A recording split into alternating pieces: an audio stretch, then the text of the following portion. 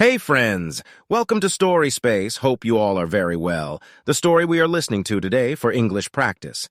It is called Believing in the Unseen. Bahlool's response to Abu Hanifa. Abu Hanifa was once teaching Islamic beliefs to his students. He was arguing and challenging the validity of some of the statements which had been proclaimed by Imam Jafar al-Sadiq. Bahlool happened to be present as well. Abu Hanifa proclaimed that he could not agree with the three understated statements as made by the Imam. The first one was that Allah can never be seen. According to Abu Hanifa, it was impossible for a thing to exist and yet be invisible. The second things that the Imam had stated was that Satan, devil, will be thrown in the inferno of hell, which will scorch him bitterly. Abu Hanifa argued, how was it possible for fire to hurt fire? The fact that Satan was created from fire itself. The third statement of the Imam was that man alone is responsible for his actions and Allah, the most powerful, has nothing to do with his actions. How is it possible when Allah alone guides the destiny of man, without whose will nothing can happen? This was Abu Hanifa's third challenge. As soon as the speaker, Abu Hanifa, had made these three criticisms, Bahlool got up, took a piece of brick, and aiming at Hanifa, let it go and cracked Abu Hanifa's head. Bahlool was caught and taken before the Caliph for punishment. In his defense, he pleaded that he had done nothing else except reply to the three criticisms which Abu Hanifa had made against the Imam. The Caliph asked him to explain as to how and why he chose to reply by hitting and injuring Abu Hanifa. Bahlool said, "This man claims that if God is there, then he must be seen.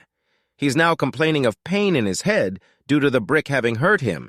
If the pain is definitely there, can he show me where it is? Well, just as pain can be there without being seen, Allah also exists without being seen. Secondly, he says that fire cannot burn fire. It is a fact that man is made out of clay, and this brick with which I hit his head is also made out of clay. If clay can inflict pain and hurt clay, why can't fire do the same to fire? The third thing he says is that man is not responsible for his own actions, but Allah does all things. If this is so, then why does he want justice from you, and why does he want me to be punished for hurting him? He might as well transfer the punishment to Allah, who, according to him, is responsible for all the actions of man." Everyone in the court was stunned at this, and Abu Hanifa was dumbfounded, having nothing to say.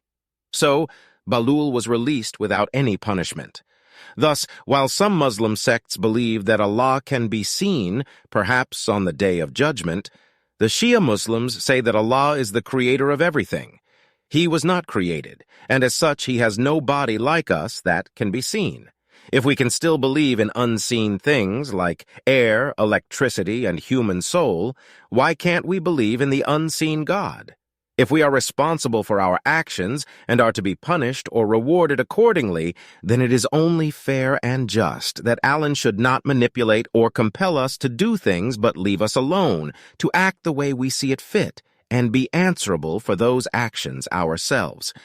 If you like the video, please like, subscribe, and share to let your friends hear the story. Thank you, guys.